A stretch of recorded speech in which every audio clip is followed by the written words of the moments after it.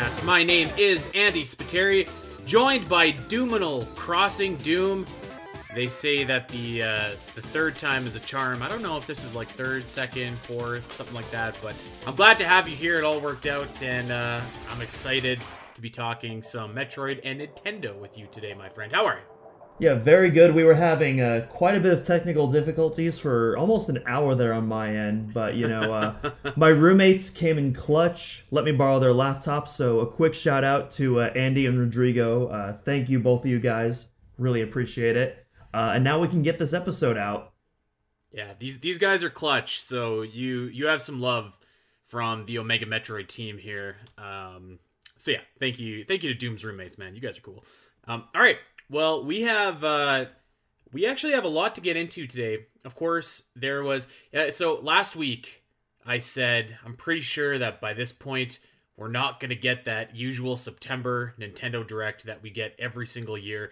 And literally, like, 2 hours later, Nintendo was like, hey, here's a Nintendo Direct coming later this week. So I looked the fool, but you know what? I'm willing to take that if it means that we got a Nintendo Direct. We did, and Doom and I are going to give our reactions and thoughts and maybe even grades. I guess we can give it a grade at the end of the end of the episode here. But before we get there, a few things that we should probably go over.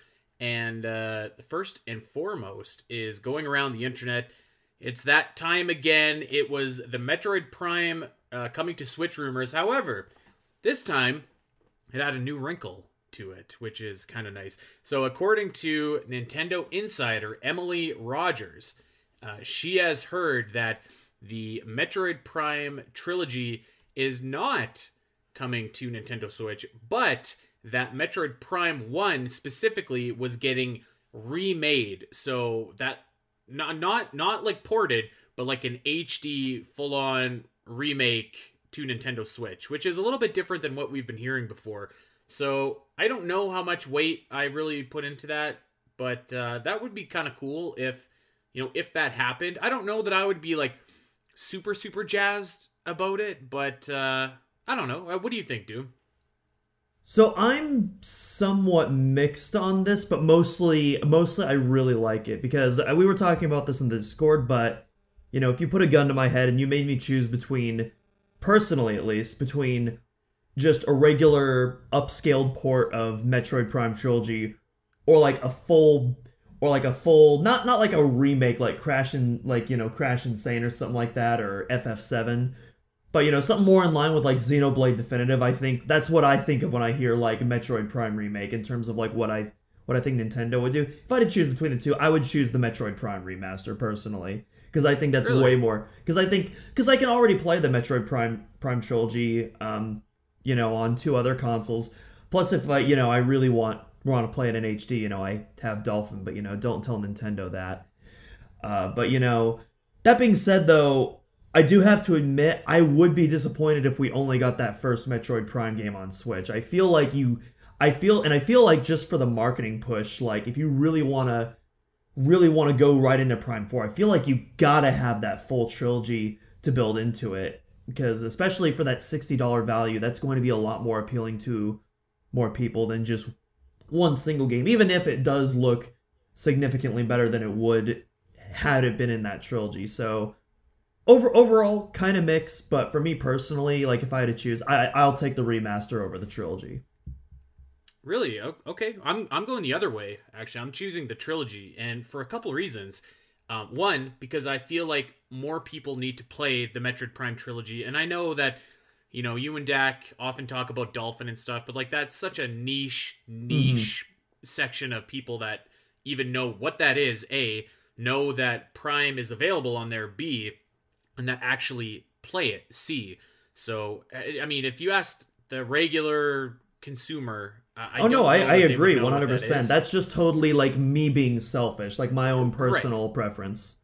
So in terms of like the greater Metroid community, and like what's best for the Metroid series, I think I would take the trilogy coming. But then also like, so the other part where I'm thinking, I'm just like, all right, I can play Metroid Prime on GameCube and particularly on the Wii in trilogy, and I'm like, yeah, okay, like I do have this available to me But I don't know, like I'm playing it and I'm like, man, this is still like such a gorgeous game. And I'm saying that in 2021 when I was playing Metroid Prime earlier this year.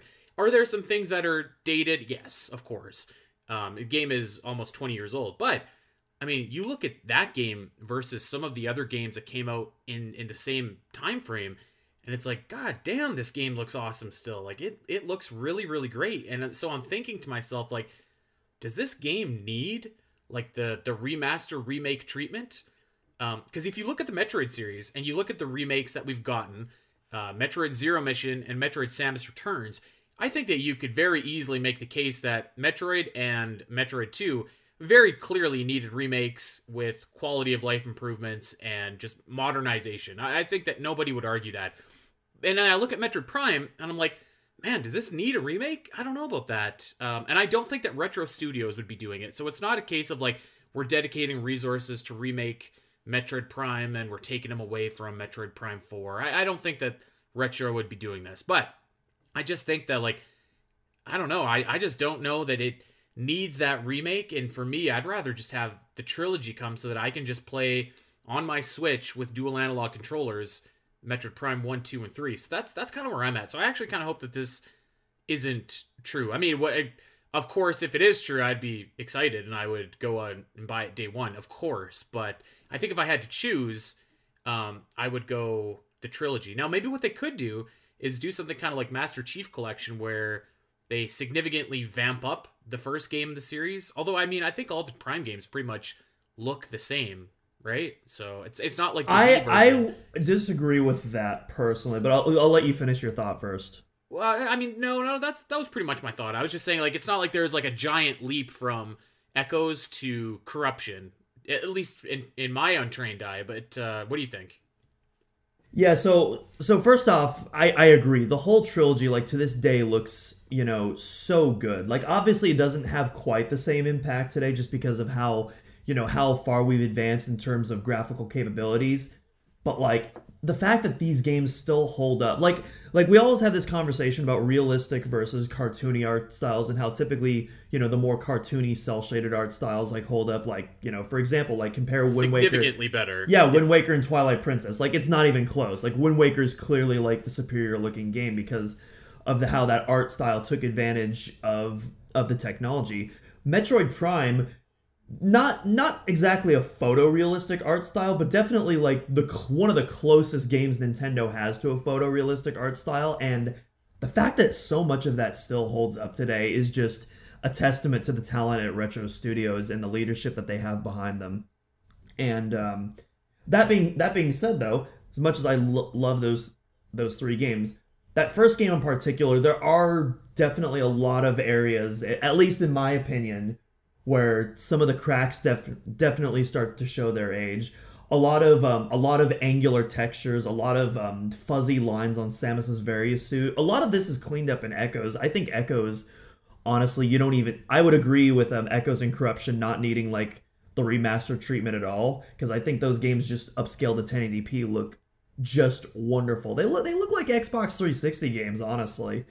And yeah, but that first game though, I definitely think that first game could use a little bit of work under that hood, personally speaking. But you totally read my mind with the Master Chief Collection idea, because I was thinking the same thing. Like, yeah, why don't we just remake the first game, not really do much to the second, just some quick upscales, maybe some small quality of life improvements, and just call it a day. Like, I think that would be, I think that would be like the best of both worlds. That would be like the perfect all-encompassing scenario in my opinion. Totally, yeah, and I could see that. Like, I could see that being a realistic option where, like, maybe we jazz up the Prime 1 specifically, and then, the Prime 2 and 3 can kind of be what they are. But, like, even if they didn't do that, I feel like, to me, that's certainly not a make-or-break deal. I just want these games accessible on the Switch and available to, myself, because that's my preferred way of playing video games, is on the Switch, either upstairs in bed or in my TV or whatever.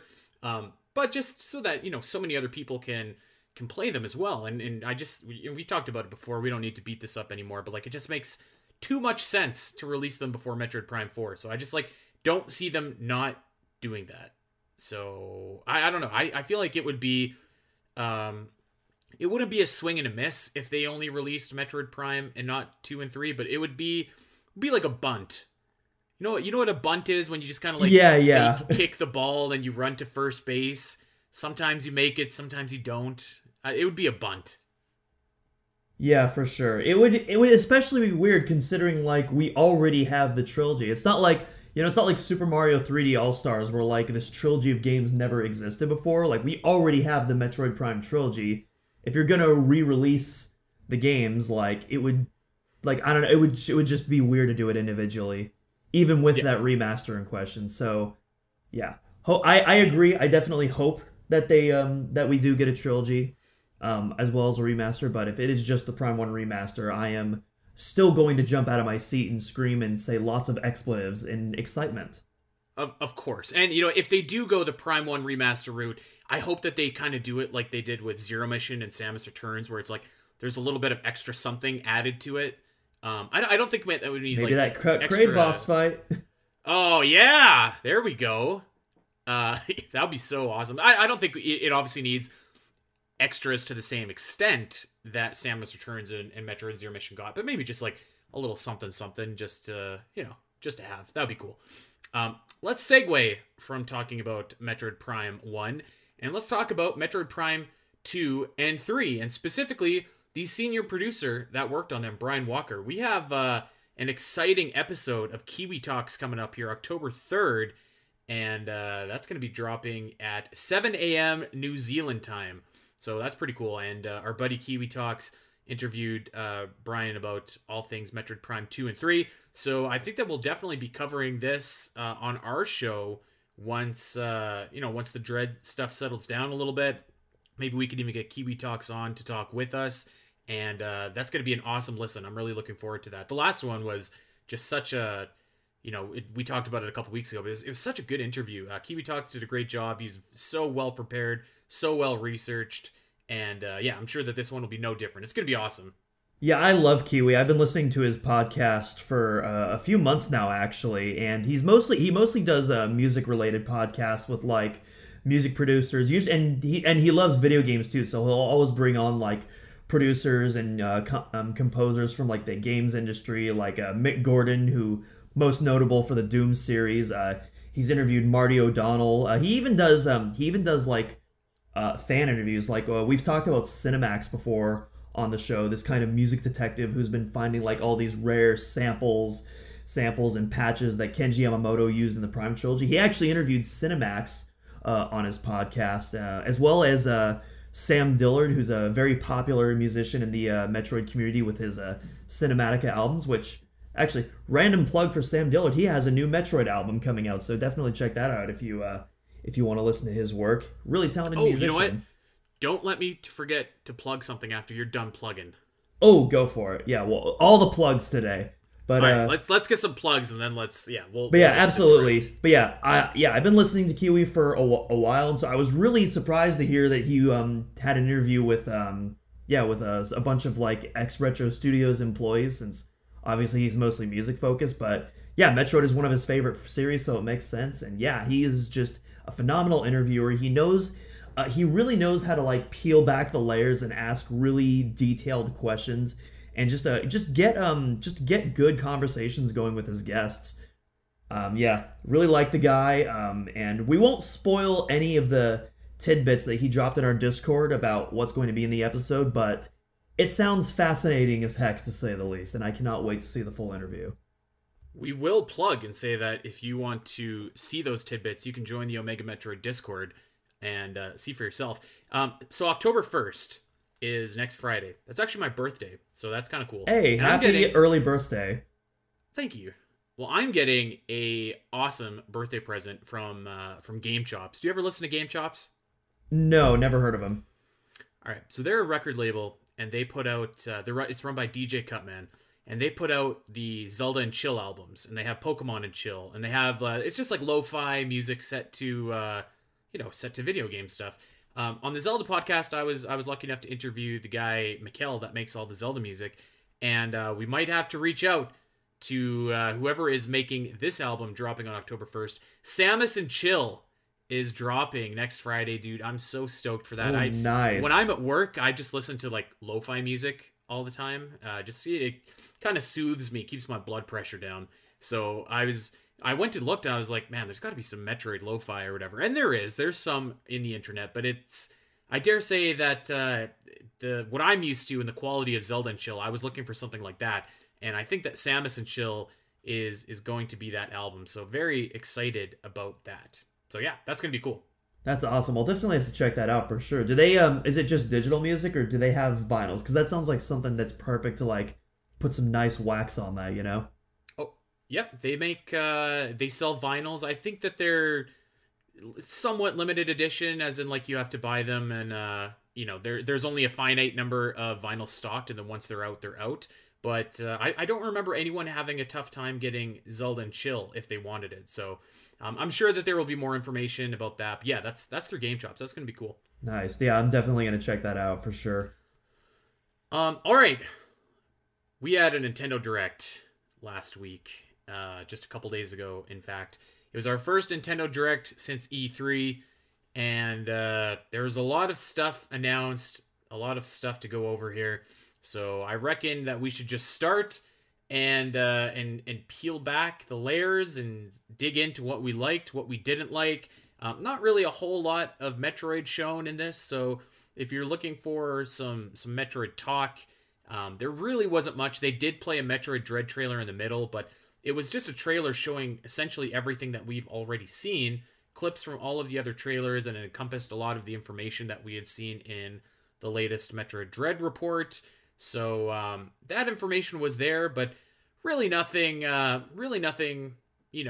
we hadn't seen before. I was happy though that Dread did show up in this Direct, just to remind people that like, hey, this is coming out in 2 weeks, and so many people watch the Nintendo Direct. It was good to see them being like, this is the final push for Metroid Dread. So that was cool, but really other than that, really nothing Metroid was shown. We didn't expect much. I kind of got my wishful cap thinking here and said like maybe they would show Metroid Dread DLC, but I think that was a reach, and they didn't do that. So still maybe a chance in the future for that, but yeah, there was nothing really Metroid shown in the Direct, and I think that was okay. We weren't really expecting much.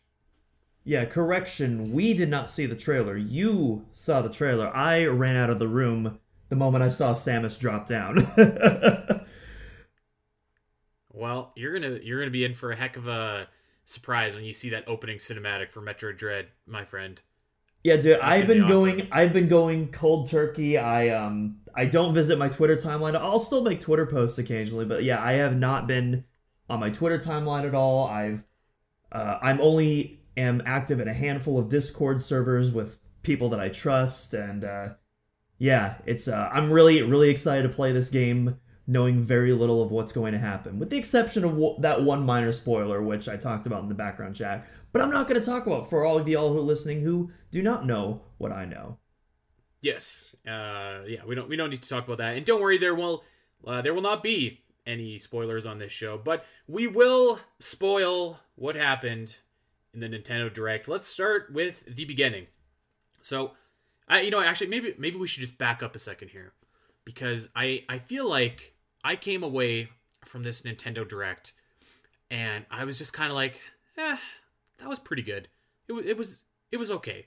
It wasn't the best Nintendo Direct, certainly. It wasn't the worst either, but it wasn't the best. And when I'm looking at all the stuff that they did announce, I'm just like, you know what? There is some really cool stuff in here. I wonder why I feel kind of as ambivalent as I do about this Nintendo Direct. And I think I nailed it down to two things, or maybe really one thing.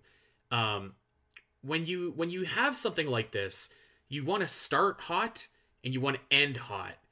And for me, the start was kind of meh, and then the ending was kind of meh. So I think that even though there was a lot of good stuff in the middle, I kind of came away from this and I was just like, meh, this is okay. So I wonder if you kind of feel the same here, because we started off with a cool little cinematic, but it was very evident right away that this was not the final Smash Bros. Fighter. And I think that a lot of us were kind of expecting that to kick off the Direct, because Nintendo has a history of kicking off presentations like this with a Smash Bros. Fighter. But instead, it was the DLC for Monster Hunter Rise. And from what I've heard, Monster Hunter Rise is a pretty cool game. But it's something that I've never got into. I've never played any Monster Hunters. So I was just kind of like, oh, okay. It seemed like a weird choice to me to kick off this Direct with DLC for a non-Nintendo game. I don't know about you. What did you think of this way to kick off this Direct? Well, I'm gonna back up myself as well and talk about my thoughts going into the Direct. So basically, this has to be the first Direct in years where I honestly didn't even care if we got a director. Like, before the Direct was even announced, like, honestly, like, I was already pretty content with the fall lineup. Granted, it's being carried by Metroid Dread, so I am heavily biased. I'm not going to pretend that I'm not. But yeah, I was already really content with the fall lineup. Lots of stuff that I'm looking forward to. And we already, at the time, had a pretty decent slate of games in 2022. So at that point, I was like, you know what? Honestly, I'm fine if Nintendo just skips September and, just waits till the February Direct to start announcing their 2022 plans. But obviously we did get a Direct, and so I thought it was just like, a nice little appetizer. And so I didn't go in like really expecting like any earth-shattering reveals. And as a result, I came out pretty satisfied. Like, I agree, it's not the best Direct, but I think for what it is, it did what it needed to do. And I think more importantly, and we'll talk about this later, but while the Direct itself wasn't earth-shattering, looking back on it, Nintendo's 2022 lineup is stacked. It is absolutely insane. And there's more. Obviously, we're still in 2021. They haven't announced remotely close to anything yet. So just the prospect of that is what really has me excited, because I think no matter what kind of gamer you are, there are going to be not just one, there are going to be multiple games that I think every Switch owner is going to be looking forward to. Like, regardless how picky your preferences are, there's going to be something for everyone, and that's what really excites me personally. But anyways, going back to Monster Hunter now. So my friend Van, because all my friends and I, we were masked up in our little apartment theater room, and the second it started, and it wasn't Rathalos, but it was clearly a Monster Hunter monitor. Van was freaking out. He loves Monster Hunter as much as we love Metroid. Like, dude is like he is a ride or die Monster Hunter fan. He's got the Switch. He's got the Pro Controller. Like, what did he think of the Monster Hunter movie? Really quick. I don't think he's seen it. I don't think he wants to see that. I don't know. I'll ask him after the podcast. But okay. But yeah, he was freaking out because, like, at first, like, it looks like a Smash trailer, but then we realized, like, wait a minute, it doesn't have the not actual gameplay thing at the bottom of the screen, and we realized, like, oh wait, I think this is actually just a DLC trailer, and that deflated him so quick, and I felt so bad. But yeah, I'm personally not really a Monster Hunter guy. I tried the Monster Hunter Rise demo when it came out, and I don't think it's my thing, or at least the learning curve. Maybe I just haven't grasped it yet, but I don't know. Like, I can definitely see the appeal in it. It's especially like if you're doing online co-op work. Like, it definitely seems like something. It definitely reminds me of like the fun you can have like in raiding parties and like MMOs and stuff like that, but with more like real-time combat. But yeah, I don't know. I tried it and it's just a bit slow for me. I like more fast-paced games where combat is the main focus of that, and so wasn't really my thing. But I'm sure the Monster Hunter fans are relatively happy and hopefully not too disappointed that it wasn't a Smash reveal. Yeah, and to kind of echo something that you said, September Directs, even though they happen every year, I feel like they're in kind of a tough spot, so you can never really go in with like super high expectations to these things, because by the time that September rolls around, you already know what you're getting for the rest of the year. Like, we got Metroid in October, we got Pokemon in November, we got Advance Wars in December, and then we got Pokemon in January. So, like, really, like, there's not going to be a whole lot of new games shown. It's going to be, peeks at games that you already know exist, which I think is inherently less exciting a lot of times. So these directs are always at kind of a disadvantage. So I do want to echo and say that, like, I think that your expectations going into this direct should be lower, generally speaking. And I don't think that this was like a bad direct by any means. Yeah, just kind of I don't know, underwhelming, at least for me, and I guess for you as well, way to start the direct. But I mean, like you said, Monster Hunter has its fans. It's a huge series, particularly I think in Japan. I think it's really big. So I mean, it's doing pretty good in the West as of world, and Rise has been doing absolute gangbusters. I think I think like it's not outsold World since that was multi-plat, but like I think it's the highest selling like console exclusive Monster Hunter, if I'm not mistaken. Someone in the comments on Twitter or Discord, correct me if I'm wrong. Well, there you go. And good for Monster Hunter. I'm going to plug, by the way, before we move on. I did see the Monster Hunter movie. We covered it for my other podcast, Virtual Theater, a podcast about video game movies and the stories that shaped them. We covered that, and we are definitely going to cover some of the news that we're going to talk about later here. From Monster Hunter, we went on and we got this Mario Party update. You know, back in E3, back when E3 was happening, and they showed off this new Mario Party game, I was like, oh, it's DLC for the Mario Party that is already out and came out in like 2018 or 19 or whatever. And then someone was like, no, this is a new game. And I was like, oh, okay. And I'm looking at this, and I still can't tell if it's DLC for that old game or a new game. And I think that that's probably not a good thing. I wholeheartedly disagree, although to be fair, I like to play a lot of Mario Party, especially the classic games, and this is definitely like Super Mario Party. It's one of those games where it's like it took 2 steps forward and 1 step backward. Not the typical 1 step forward and 2 steps backwards. Like I think Super Mario Party was mostly an improvement on the series since Mario Party 9, which is where the modern downfall really started to happen in a lot of people's eyes.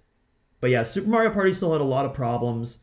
There wasn't much content. There were too many side modes that had just as much of a focus as the main board mode, and as such, that main board mode just felt really undercooked. Super Mario Party, it's still not perfect, but it's significantly closer to that classic Mario Party experience that myself and other fans have been looking forward to. My only real criticism with it is that I wish there were more boards at launch, and right now we don't know if there's going to be any free DLC or anything like that, or even any paid DLC, which normally I would say like no duh, it's going to happen, but you know, Super Mario Party didn't get anything until the random online update that dropped earlier this year, so I'm not sure which is like 3 years later. It was so crazy. Yeah, exactly. So I don't know if Superstars is going to get that is going to get like the Splatoon 2, the ARMS treatment, the Golf, etc. treatment. So I hope it does though, because yeah, 5 boards, not a lot. But that being said, the raw gameplay, like this is just classic Mario Party through and through. You know, you have your 10 dice blocks, you have tons of mini games. You don't have you buy the stars, you have the end of the game stars. You don't have any weird character gimmicks or anything like that. It's just straight and to the point Mario Party. The remastered boards look gorgeous. I love the new arrangements of the classic music, especially the Spaceland and the Yoshi's Island music. Like so good. Could listen to that for hours. But yeah, I'm actually really excited for this game.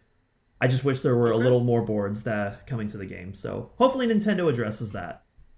I don't think I've played Mario Party like literally since the N64. But it is cool to see that this, you know, people are still jazzed for this. I'm sure that there are people really pumped for this next game, but I don't know who they are. So we got the voice of cards, the Isle Dragon Roars, and this is from the developers that created the Nier Automata or whatever it is franchise. Dude, I was watching this, and there's like this soft piano music playing, and I was like starting to nod off. It was making me sleepy. This game, I'm sure that it's probably going to be good, but to a lot of people, but not to me, because if there is one thing that you can insert into your RPG that will make me instantly not play it, it's cards. I hate using cards as any form of combat or anything in RPGs. I don't really like cards in real life either. Like, I don't really play a lot of card games or none of that. So, I don't know. Cards are just not my thing at all. I remember Final Fantasy VIII had a bunch of cards in it, and I was like, God, this sucks. I remember a lot of people really like The World Ends With You, which has a lot of cards, and I was like, oh, man. So cards just aren't up my alley. I don't know if you have any thoughts on this game, but this was a point in the direct where I was like, all right, well, this is it's a September direct so far, kind of what I was expecting. The second the voiceover came up, that's when I knew. Oh, okay, so this is the turn-based JRPG that they're going to overly explain for like 5 minutes straight. Yeah, I was pretty bored out of my mind during this part. I was like, okay, I can take a light nap here, and then we'll just set my alarm for 5-6 minutes later, and we should be good. But yeah, I don't really have much else to add. If you are excited for this game, that's awesome. I'm so happy for you. If whoever you are, come and let us know over in the Omega Metroid Discord, because I don't know. The art looks really nice. I'll say that the artists they did a really nice job with the art of the cards.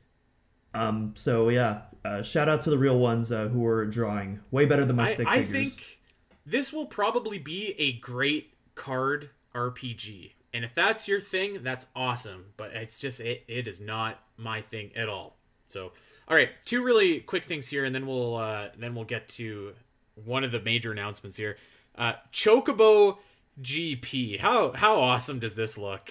This looks so good. So from what I understand, this is a remake of a PlayStation 1 game. I don't know how correct that is, but from what I've heard, kind of. This looks like a much more like Mario Kart clone, this Chocobo GP, whereas I think the Chocobo Racer for PlayStation 1 was less of a, I don't want to say ripoff, but it was less of a derivative of Mario Kart. How about that? Okay. It was more of its own thing, whereas this is like clearly just like, hey, it's Final Fantasy Mario Kart. Awesome.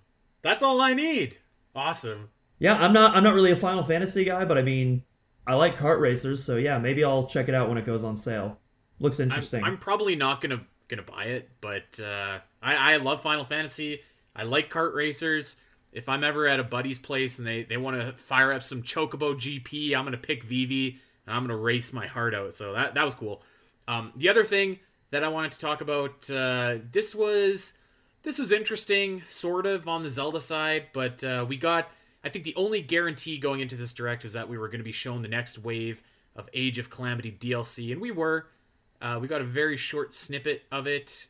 Don't really know anything else, what it is. It's going to be shown more at the Tokyo Game Show later, I guess later this week, actually, or maybe next week. So this is kind of neat. I've played a lot of Age of Calamity. Pretty cool. I'm excited for the last of the DLC to come out, so not really much to talk about other than the fact that it was shown, so this is cool. Yeah, Age of Calamity, another game that I gave a chance, and I'm clearly not into Musos, definitely not my thing. I can definitely see it is a quality game for people that do enjoy Musos, for people that do like the Zelda universe. Personally didn't quite appeal to me, and also the performance in Age of Calamity, like I just can't with that game. It's like the between 15 and 20 frames, like I got to do at least 30, if not 60, but I can do 30 on the Switch. Like I can make that. But I mean, the DLC, it looks fine. It's more Age of Calamity. So if you like Age of Calamity, you're probably going to like the DLC, I would assume. All right.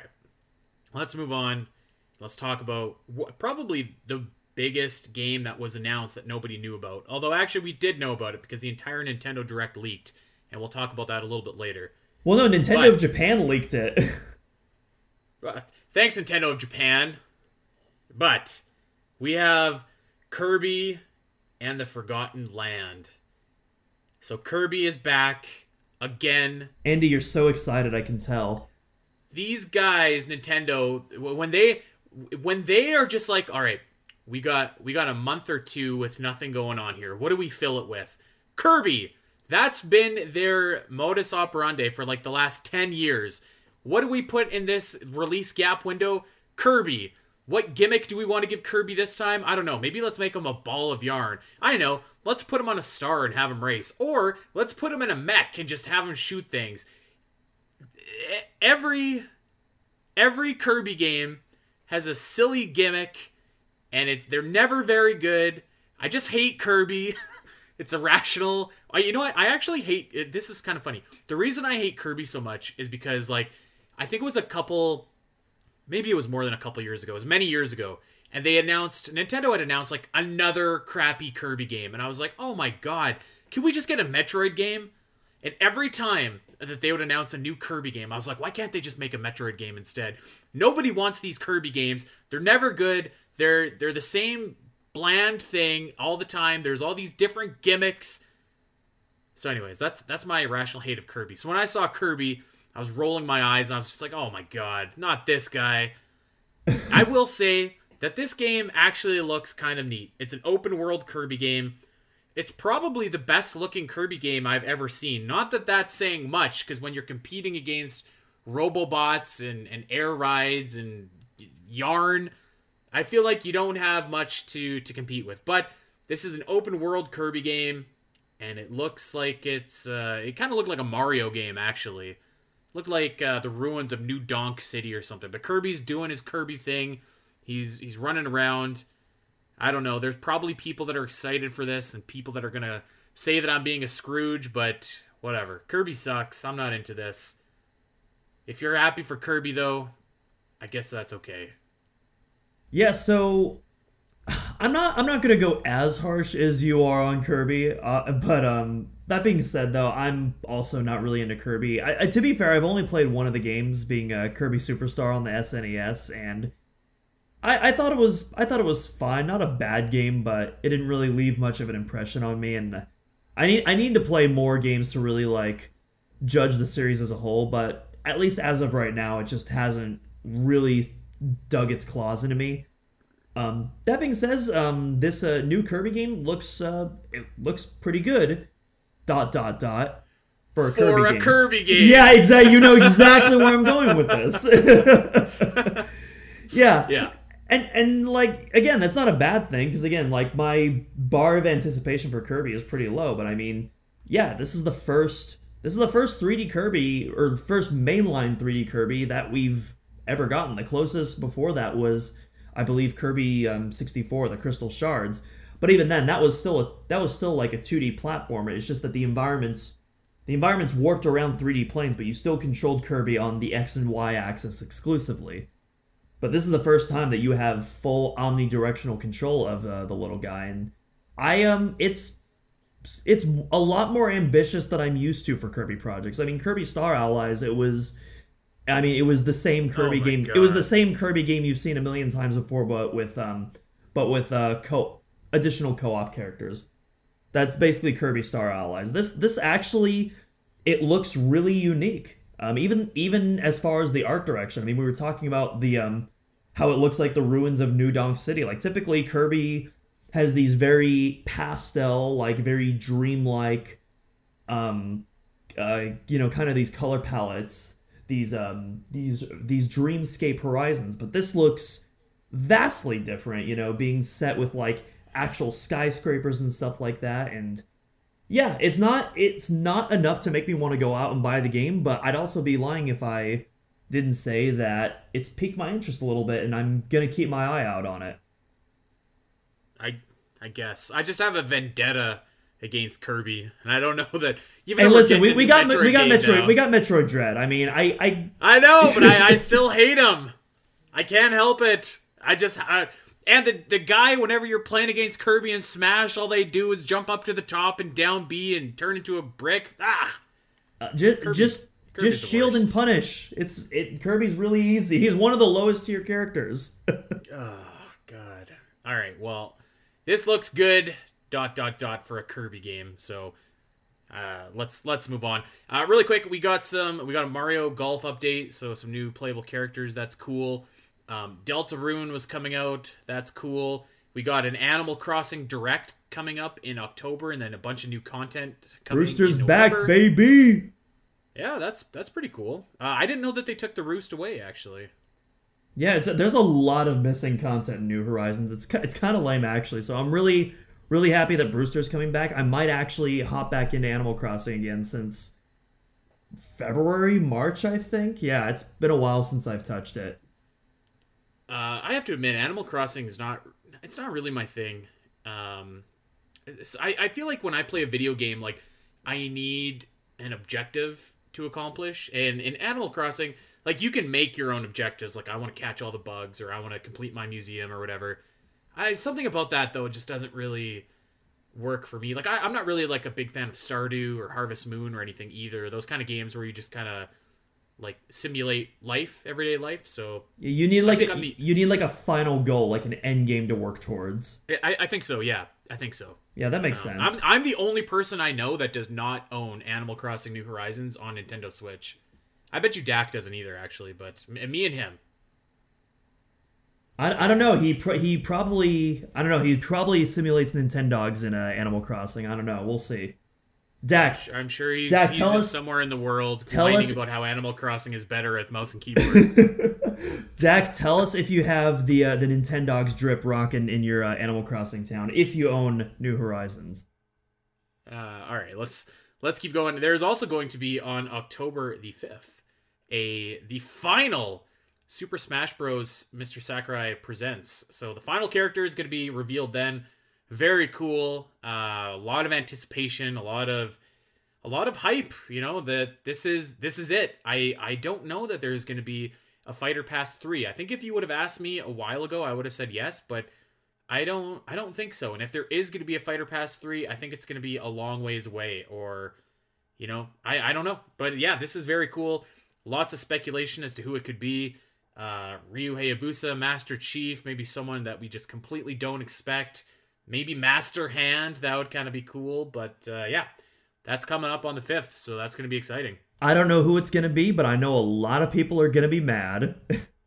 Yep, that's pretty much the only thing that you can guarantee in the world of Super Smash Bros. Is that there are going to be people whining and complaining that it's not their character that they wanted. But that's okay. That's kind of actually, you know what? I'll make a prediction here. Why not? It's probably going to be wrong. Probably going to be wrong because all my predictions are wrong, but I think the final DLC character is going to be a Chozo. It's 3 days before Metroid Dread. I don't necessarily think the final character is going to be like a super mega hype, you know, blow your brains out character. I mean, it might be. I hope it is. But like, that's bold. But I could also totally see Nintendo end it off with, you know, a mild first party character, kind of like Byleth with Fighters Pass 1, but not that, unhype. they won't do that again. That was just dreadful. It really was a dreadful announcement. And I love Fire Emblem Three Houses. I think that's one of the best games Nintendo's made in the last like 5 years. But there's no way they can do that again. Ugh. Or imagine if they end with a Pokemon. I mean, God. Pokemon's like the one series where I would actually be salty if like that was what was announced. Like it could be anything. It could be the most obscure, random Scrimbo Bimbo JRPG character out there, and I would be like, okay, whatever. But Pokemon, I would actually get salty if it was another Pokemon character. But yeah, I'm gonna go with it right now. Put it on the record. I think that we're going to get a Chozo from Metroid Dread as our final character 3 days before Metroid Dread comes out. Okay, I'm going to officially predict Ryu Hayabusa. I've been saying it forever, but I feel like it just makes so much sense. And yeah, I think that it will happen. There were rumors of it, so I think it's going to be him. I think that would be a nice character to end it off on. Not super hype, but still like in that kind of I don't think it would be super hype, but nobody would be like super furious either. Yeah, everyone would at least agree that like, okay, that's fine. And then I feel like other people would be like, oh, nice, we got all the NES icons together. Hell yeah, let's go. Yeah, I agree.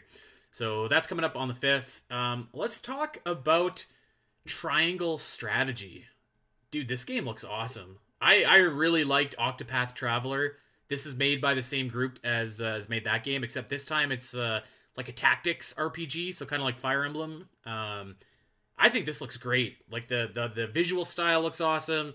I'm sure that the gameplay is going to be awesome. So I'm really looking forward to this. I'm for sure going to pick this up when it comes out in March. Did you ever get a chance to play Octopath Traveler? So I am not into turn-based RPGs, like with very few exceptions. I'm trying to expand my horizons because I mean, like obviously I love Mario plus Rabbids, and that's very much a turn-based game. And so I think I'm going to start playing Fire Emblem really soon, and then dip my toes into that area, and then maybe I'll eventually get to. What? When you say turn-based RPG, do you mean like a tactics RPG? Because that's what I would define Mario Rabbids and Fire Emblem as. Whereas like a turn-based that would be a turn-based RPG would be like I don't know, just like a regular RPG in my lexicon. What do you define that? Are you talking like a tactics RPG? I don't really know. Again, I haven't really delved much into that realm, so I don't really know how to differentiate the two. I'm still just kind of like dipping my toes into the shallow end of the pool in that area. Like I also tried the demo of Dragon Quest XI recently, and Oof. yeah, and I thought the game is absolutely gorgeous. I love the art direction in that game, but I think that was a bit too much for me for my first. So I might come back to that later after I get more experience, because there's definitely a lot of meat there, and I feel like I need more practice in the RPG realm before I go back to that. But yeah, so yeah, at the moment, Triangle Strategy again. Love the 3D 2D art style that Square has been going with these kind of games. The game is so beautiful to look at. But yeah, obviously just right now, because I'm just so inexperienced in that realm, it hasn't quite appealed to me. But much like Octopath Traveler, once I do start trying more out, and if I do think that this is a genre that suits me, it's probably one that I'll check out, just because again, that art style alone just sells it. It looks awesome in motion. I've got some recommendations for you. We'll talk after the show, and I'll get you some games to get going here. It's Metroid funny. Fans. I wanted to go real quick first. So Jeff Grubb made a tweet that basically said and we'll talk about this later, but the Mario casting news was so bonkers that nobody noticed that they renamed Project Triangle Strategy to just Triangle Strategy, and I was like, true. You know what? Not true, actually, because when I was covering the direct for Zelda Dungeon, and I was just like, Triangle Strategy didn't this have another word? When it's a 3-word game and it sounded redonkulous, and Yeah, well, I looked back go. and I was like, man, they dropped the project. I was hoping that they would keep like the ridiculous name, because Octopath Traveler was a ridiculous name. Mm-hmm. It was like ridiculous charming, you know? So yeah, I was hoping that they'd keep that. All right, let's Metroid fans. This one is for you. Castlevania Advance Collection is coming to Nintendo Switch. I shouldn't say coming. It is there already. It released the day of the Direct. Castlevania Harmony of Dissonance, Circle of the Moon, Aria of Sorrow, and Dracula X. I've played every one of these games. Metroid fans, I will guarantee you that you will at least Aria of Sorrow and Harmony of Dissonance. Circle of the Moon has some cards in it, so we've already established how I feel about that. But Aria of Sorrow in particular is one of the best Castlevania games. You could argue maybe the best Castlevania game. An amazing Metroidvania game. So if you are thinking about getting this collection, I highly recommend it. Yeah, and Dracula X is also included, which is more of like the classic style of Castlevania as well, and that's actually the only game in this collection that I've played so far. One of my first Castlevania games, actually. It's the SNES version, not the PC Engine version, which most Castlevania fans would agree is the superior version, but I still like the SNES version too, and so that game alone I think is worth picking up, let alone the other games. But this was actually leaked by the Taiwanese rating board like less than a week before the Direct, so we pretty much already knew this was coming. But still cool they got shadow dropped, and yeah, that was a easy day one purchase for me. I love Castlevania, and most of the games I haven't even played. Most of the games in this collection I haven't even played yet, so very excited to get around to these in my backlog in the next 50 years. Yeah, it's they're so good. These games are all awesome, so can't recommend them enough.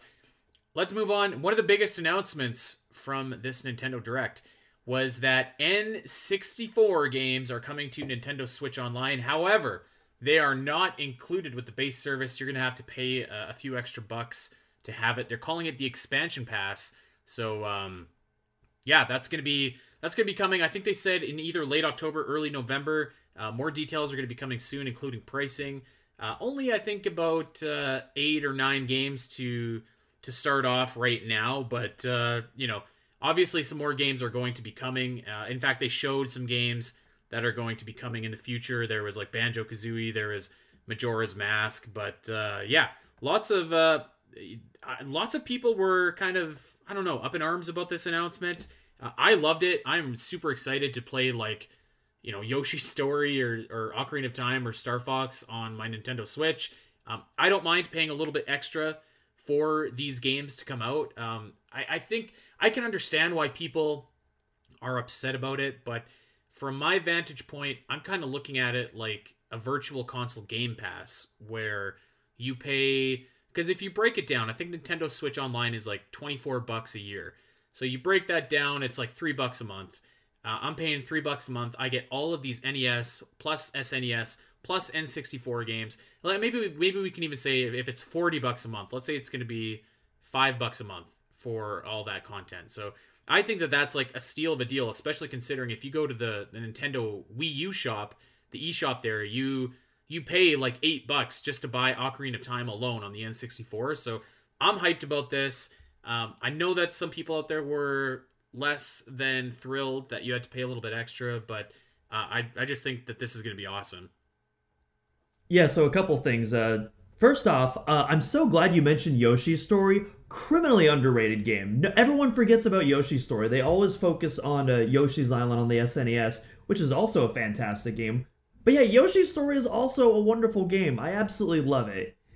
Y'all should definitely play it when it drops if you get the expansion pass. It's a really good time, I think.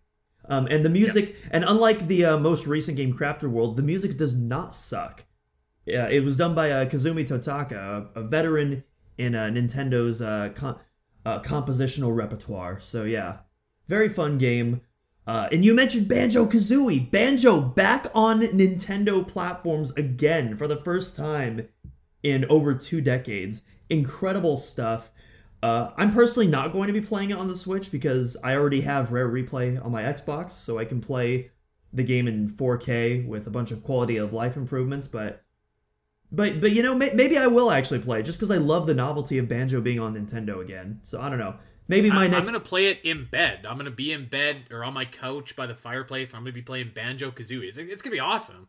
Yeah, I can't wait. Super cool. And like you mentioned, like the quantity of lineups, the quantity of games is not as big as SNES and NES, but I think the quality of we're getting in those first 2 or 3 waves is, I think it speaks for itself. I mean, we got those Mario, are much bigger games too. Yeah, we got Mario 64, the regular version, not the new version with 3D All Stars, obviously. Majora's Mask, Ocarina of Time, F-Zero X, probably without the expansion pass, but still F-Zero X is dope, and I don't think that got released on the Wii U Virtual Console. What was the game that looks like Resident Evil that's not Resident Evil that I cannot remember the name of right now? Banjo we talked about. Yeah, this N64 lineup looks absolutely sick. And we also forgot to mention Genesis games out of nowhere. Yeah. Genesis games are also going to be on the expansion pass service, which I think took a lot of us by surprise, because I don't know about you, but when they were about to reveal that, I was expecting Game Boy games, because that's what the rumors were saying, N64 and Game Boy. So when Genesis popped up, I was like, what? Okay, sure, why not? I'm down to play some Echo the Dolphin, some Sonic 2 for the 5th copy of Sonic 2 that I probably own. But yeah. I can't say that I was like super hyped for the Genesis games because I'm not really like a Genesis kind of guy, but I am looking at this lineup and I'm like, you know what? Okay, we got Phantasy Star in there. I might try that. All right, we got Contra in there. I might try that. Dr. Robotnik's Mean Bean Machine, actually, I will say, is like a super underrated game. It's a super fun game. So there was some stuff to look forward to, I think, on the Genesis side as well. But yeah, I did see a lot of people just kind of griping about the extra price and stuff like that, and I don't know, like I'm looking at, and I don't think it's a fair comparison, but like Xbox Game Pass Ultimate is like $16 a month. This is like $40 a year, right? Mm-hmm. Obviously very different games, or you got AAA games on Game Pass, but even if you're gonna look at Xbox Gold for a year, let's say, and you can get a couple free games every month with that, also significantly more expensive. So I feel like I was just like, all right, well, like now I can play some of the best games of all time in my bed right before I go to sleep. So I'm pretty pretty happy about that. So I thought really, it was pretty unanimously agreed upon that if we ever got N64 games, that there would be a price hike to NSO. I thought that was just kind of like a mainstream consensus, but I guess not. But I don't know. Like you, I'm really hyped. All the people that I was with, they were hyped too. So I honestly think it's just a vocal minority of people that are angry. Although, to be fair, we don't know what the price hike is going to be yet. I think it all depends on how much they increase the price by. Because if it's like a $15 price hike, I have to admit that's a bit steep. But if it's like $5 or $10, I think that would be just fine. I think it's going to be $10. Yeah, I think that's probably realistic. Yeah, $10, an extra $10, $30 a year for all that. I think that's totally fine. I just wish Nintendo would improve their netcode for their online games and add local voice chat support to the console, but with that, we know that's never going to happen. Let's move on and let's talk about Splatoon 3 for a second here. They showed off a lot of this game. Splatoon 3 looks awesome. And I think that we thought that Splatoon 3 would be awesome and would look awesome when we saw it. Like, obviously, they're building on what's already been done, so I wouldn't say it's going to be a quantum leap in terms of the differences between Splatoon 1, 2, and then Splatoon 3. But yeah, this looks awesome. It looks super trippy. The game is called Return of the Mammalians, which just made me smile because it's such a Splatoon kind of thing. It looks awesome. This could be a day one purchase for sure. Yeah, for sure. Yeah, I love the Splatoon games. I haven't really been super hyped for Splatoon 3. I feel like we talked about this before. Like I was excited for it, but like I almost feel like I know it's been like it's been over 4 years since Splatoon 2, but it feels like that game just came out like a year or two ago, and so I still have that Splatoon 2 taste in my mouth, if you will. And it almost feels like it's too early for Splatoon 3, despite the fact that there actually has been a reasonably lengthy gap. And so, I don't know, like, I'm definitely excited for it, but I'm not, like, over the moon hyped for it. But I'm sure it's going to be fun.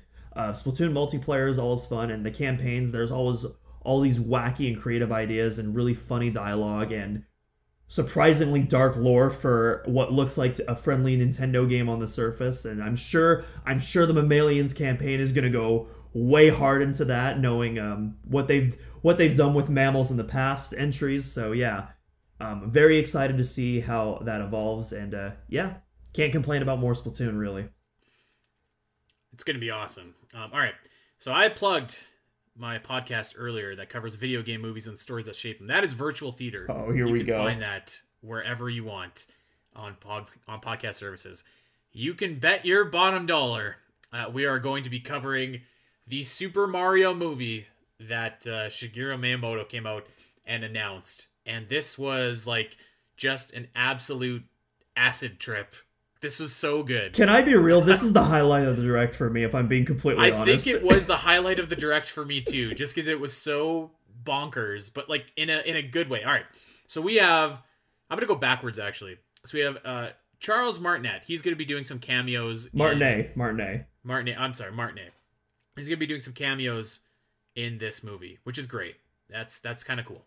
You have Seth Rogen as Donkey Kong, which is awesome. You have Keegan-Michael Key as Toad, Jack Black as Bowser, Charlie Day as Luigi, Anya Taylor-Joy as Peach, and Chris Pratt as Super Mario. Star-Lord is playing Super Mario. What world is this? This was so good. This is so bonkers. I was just slapping my knee. I need to back up for a moment before I lose myself. So first Miyamoto pops up on screen, and everyone in the theater room, we're all losing our minds because it's like, whoa, what's Miyamoto doing here? He never appears in directs. Oh, yo, he's wearing a Mario shirt. Are we getting Odyssey 2? Oh my gosh, it's got to be Odyssey 2, right? And then the Illumination logo pops up, and all of us were just like, oh no, they're going to talk about the Mario movie. Okay, you know what? Let's give this a chance. Are we going to get a trailer? Well, like, what about it? And so they do the release date. I think it's December 21st in the States, with other dates to be announced later in other territories. And then they say they're going to announce the cast list. So we're like, oh, who's going to be Mario? Is it going to be Charles? Or are they going to get someone else? And then Star-Lord pops up on the screen, Chris Pratt, and just immediately we were all just sent. Oh my gosh, we were all just laughing so hard. We thought it was a prank at first. No, they're gonna joke around with us. It's gonna be someone else. But no, it just kept going on, and it just got more wild and wild. And then it was awesome. I loved it. I have not laughed that hard in so long. I don't know if you saw the video that I posted on Discord, but when they announced Seth Rogen, I can't even say that out loud without laughing. Seth Rogen is DK. I want to have a serious conversation here, though, for a second. Let's have a serious conversation. So I saw so many people just be like, this is BS, this is garbage, why did they cast all these celebrities as the Mario guys? Charles Martinet should just voice Mario and blah, blah, blah. Let me tell you something about movies. The goal of a video game movie is to attract the audience that you do not have.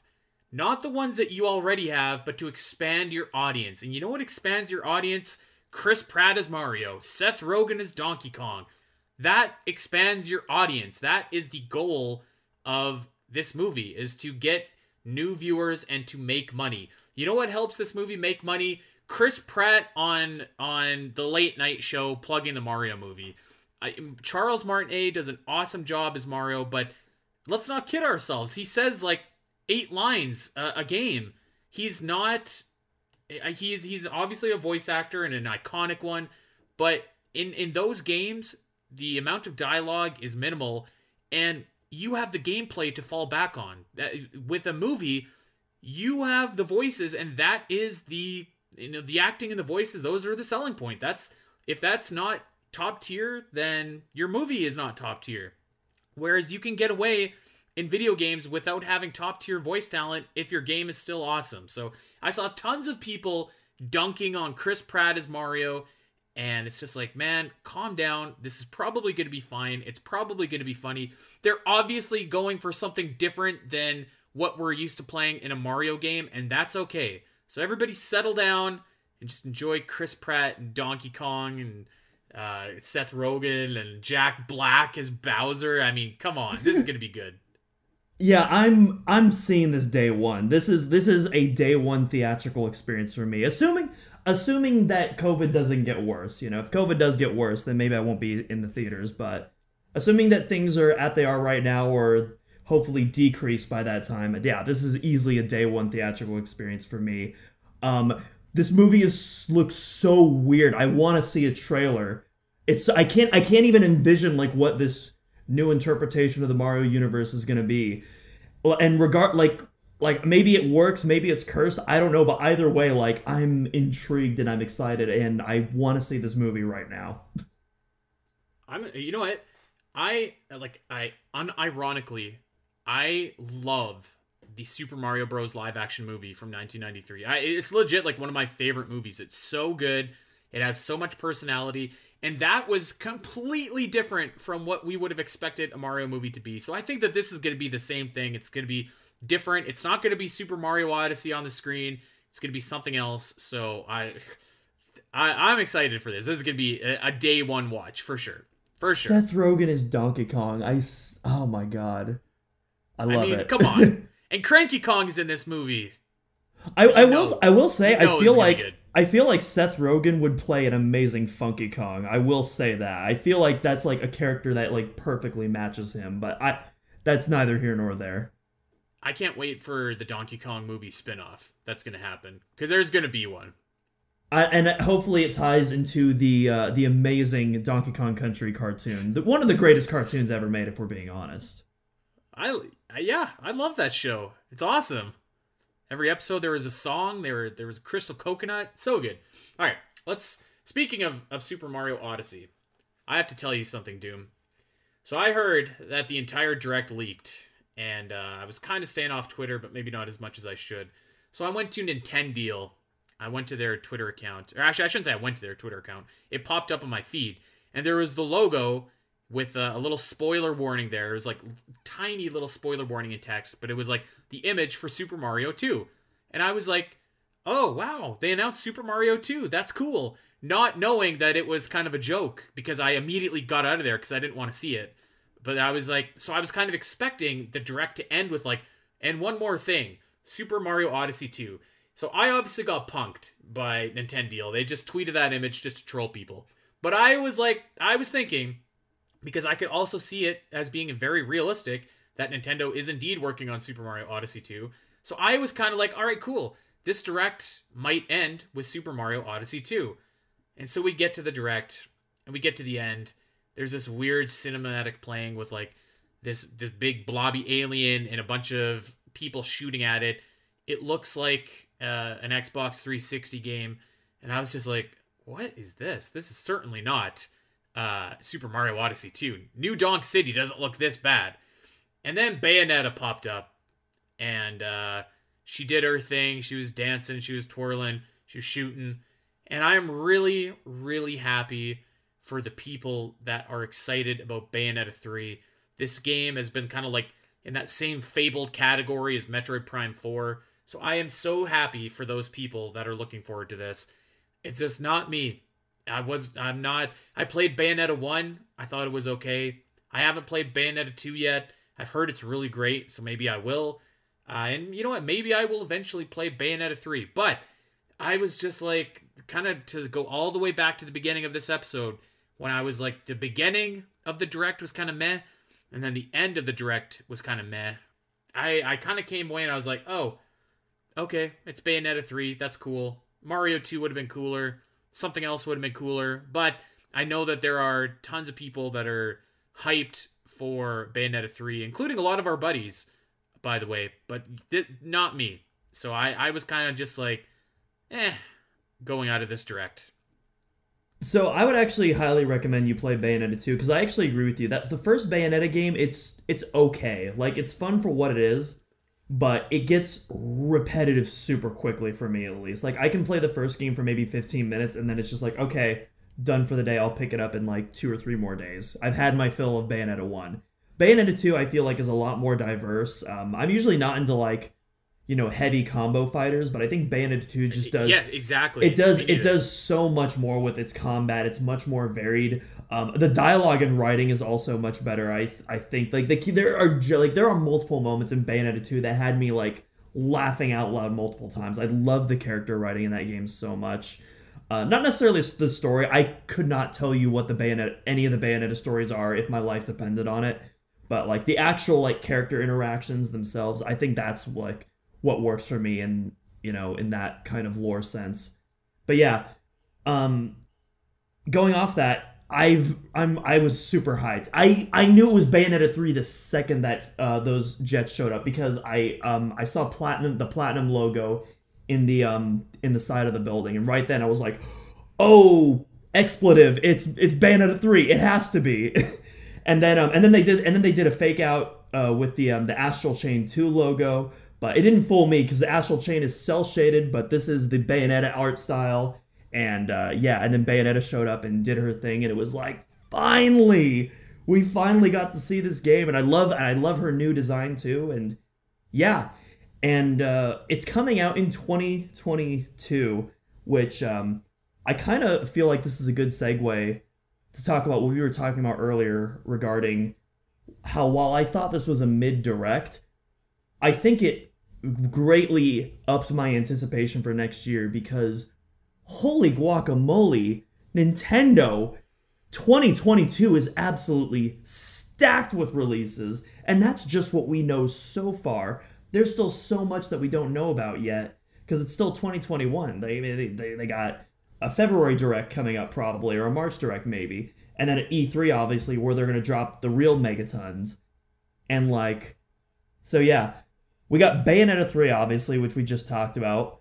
We got Mario plus Rabbids Sparks of Hope. We got Splatoon 3. We got Pokemon Arceus.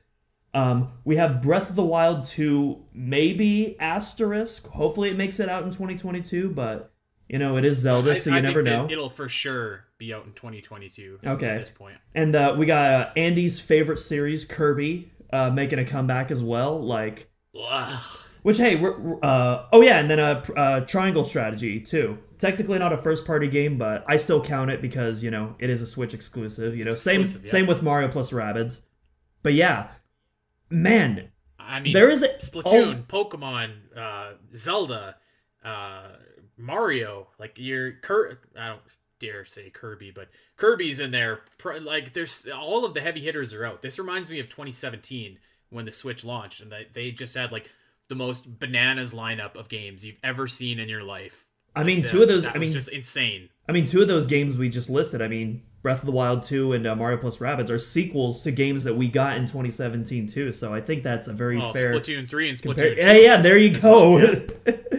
Splatoon 2 and 3. So it's going to be bonkers. Next year is going to be a tough year for all of our wallets, unfortunately. No matter what kind of gamer you are, there is going to be at least one, if not more, games that excite you, I think. And I mean, those are always like the best kind of years for a console, when there's something that everyone is looking forward to. You know what I hope we get in 2022? I hope we get Pikmin 4. Oh yeah, please. Where is that game? Man, Pikmin is like one of the most fun series that Nintendo had. I played Pikmin 1, 2, and 3 this last year. My God, those games are so fun. You know how some games you're just like, yeah, it's like has a really cool story, or like it's really awesome to play, or like it's. When I describe Pikmin, I'm just like, man, this game series is just fun. It's so fun. So yeah, I'm hoping that we see that. Yeah, for sure. I literally just got into Pikmin. I think I talked about this on one of the other episodes, but I played the Pikmin 3 demo when it came out, had an absolute blast with it, ended up buying the full game a few months later, and yeah, consider me a Pikmin fan now. Pikmin 3 Deluxe is a wonderful game. You should absolutely play it if you haven't already, or at least check out the demo. I mean, it is free, and it's still up on the eShop, so yeah, highly recommend that. And yeah, Pikmin 4, that would be a super hype announcement if they manage to pull that out for 2022. Absolutely, and of course, you should check out Metroid Dread, releasing on October the 8th. We are a mere 11 days away by the time that this releases. So it is coming up super quick, and I am so stoked. We're all so stoked for that. That was our reactions to the Nintendo Direct. I think if I were to give this a grade, I would say like a B minus maybe. I'd give it a B, a solid B. Like, this was just a definitely not a C Direct. I think it was above average. It did what it needed to do. It wasn't A tier, wasn't S plus tier. It didn't blow my mind, but it was exactly what it needed to be, I think. Which was get our anticipation up for 2022, remind us about all the things that were coming up in 2021, and yeah, it did that in flying colors, I think, along with some absolutely wonderful Mario movie casting announcements as just this wonderful cherry on the top.